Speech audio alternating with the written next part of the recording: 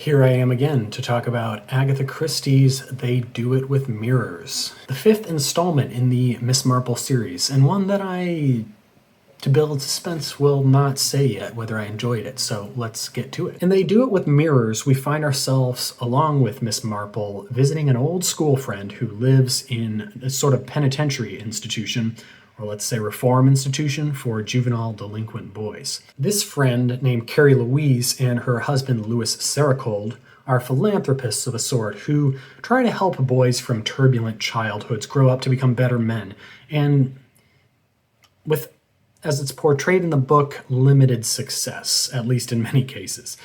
This is a big topic explored throughout the book, which leads to some interesting discussions among the characters, and luckily I found it more interesting than obtrusive here. And it's an opportunity to think just a bit about how some of these issues like juvenile delinquency were perceived at the time of the novel's writing. And Christie has her own opinions, to be certain, but I think she refrains here from making this whole part of the story be some sort of moralistic lesson about the efficacy or lack of efficacy of such institutions. It's certainly complicated, and I think this mostly comes through in her characters. To me, the novel evoked almost a little bit of that feel of Cat Among the Pigeons, in that you have your main characters, but then you also have this whole extended set of many, many characters, most of whom are not involved in the story at all, but a few of whom do at some point make their way into the action. So you have all of these juvenile delinquent boys who are living on the premises, but are not really implicated at all, except for a few particular characters among them. Although in contrast with Cat Among the Pigeons, this one is more of a proper mystery, whereas that one is a bit more of a thriller adventure with mystery elements. And in fact, I think the mystery is quite solvable in this one. I myself did figure out the killer, although I didn't quite understand the motive. But then once I saw the motive, I kind of thought, yeah, okay, that makes sense. That really should have been my first guess. In fact, if there's one flaw to be said in the mystery, actually I'm going to save that for the spoiler section in case it's a light spoiler, but overall it's definitely fun to think about what's going on here. So I enjoyed this one a lot. The flaws in this one are not egregious and are the kind of flaws that don't really detract from an overall fun and enjoyable story, in my opinion. Whereas thinking back to my previous Marple novel, A Murder Is Announced, well, that one is a nice, tight, well-written mystery plot, but it was just lacking some kind of zest to it that I think we get plenty of in They Do It With Mirrors. Which, as I understand, is probably not most people's comparative take on these two novels, but I personally enjoyed They Do It With Mirrors quite a bit better. I think I've actually realized by now that I tend to enjoy the novels with a bit of a more sensational feel and adventurous setting. And I think this is why some of her novels, like Five Little Pigs and The Murder of Roger Ackroyd, though great novels in their own right, are not quite so outstanding top tier in my mind, which is especially clear to me now based on some reactions to my Poirot novels tier list video. But I do still like those novels, I promise. Whereas a novel like this one, or The Cat Among the Pigeons, or even The Mystery of the Blue Train, as much as that one is not favored by anyone, including Christie herself, or even The Big Four on my second time reading. Now, I'm not saying that these are the best novels Christie's ever written, but I think I rank them above where most people do. These somewhat melodramatic ones tend to rank higher for me than they do for most people. But let's get back to They Do It With Mirrors. Before I get into the spoiler sections, I will spoil to you that there are not going to be any mirrors in this novel, so sorry about that. It was disappointing to me as well. Okay, so now I'm going to actually talk about the spoilers. The mystery in this one was quite enjoyable for me, and that's true in spite of the potential flaw to the mystery I mentioned earlier, which is that it's not very complicated, and 80% of the clues that are explored in the middle half of the book or so are rather irrelevant by the end of the novel. And this does mean that the novel drags a bit in the middle, especially if you're on the right track, which I was on the track. I can proudly say that I had my suspicions on the right guy right from the start.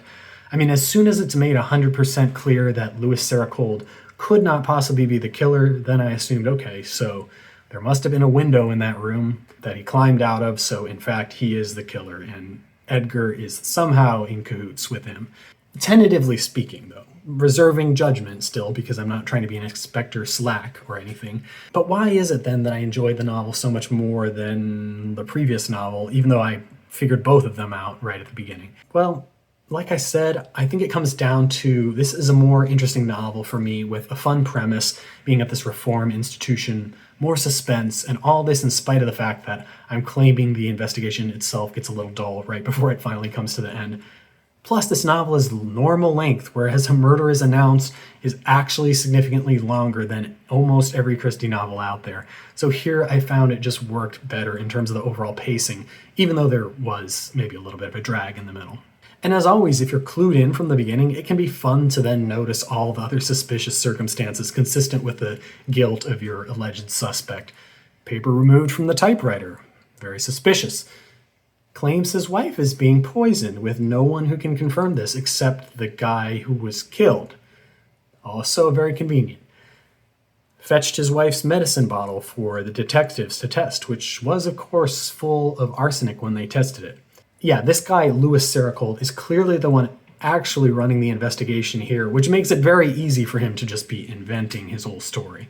Some of the characters here were pretty enjoyable. Louis Sericold, I think, is pretty good as a sort of high-minded philanthropist who's become a bit out of touch with the rest of the world around him. I won't delve into the plan he had for purchasing an island to be run by juvenile delinquents, since it's not one of the novel's stronger or more believable points, to say the least.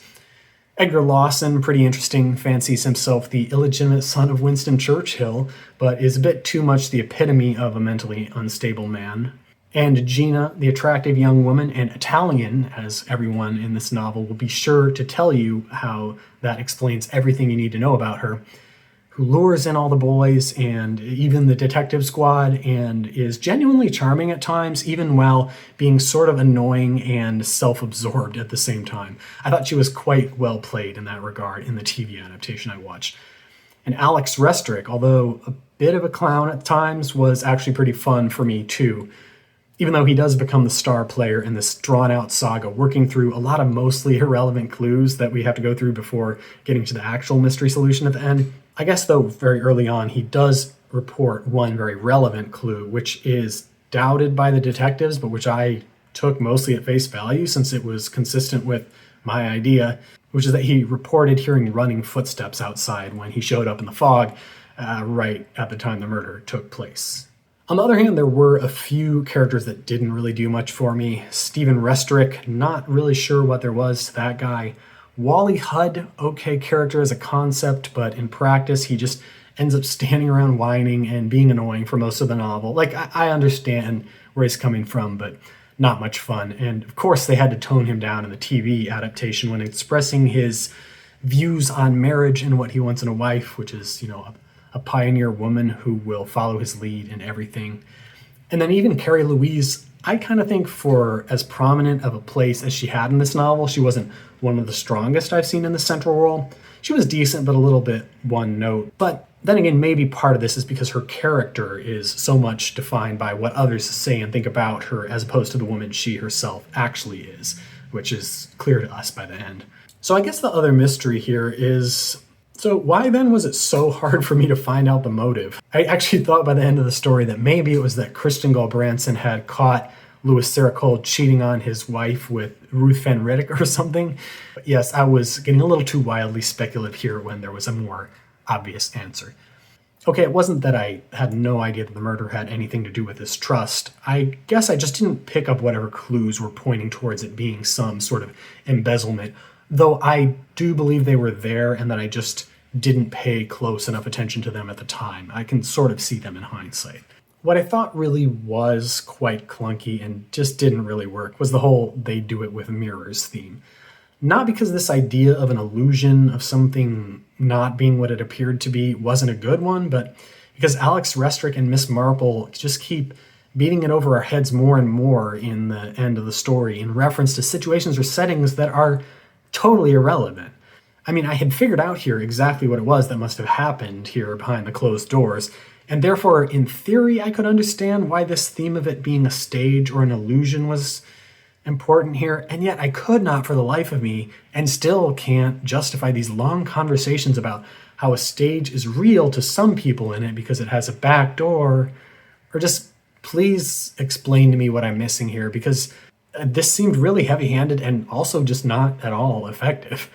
All in all, though, a nice Marple novel and really worth a read. And by the time I'm recording this, I've also finished reading A Pocketful of Rye, so look forward to that one coming soon as well. Thanks as always for watching another short Agatha Christie review, and happy reading.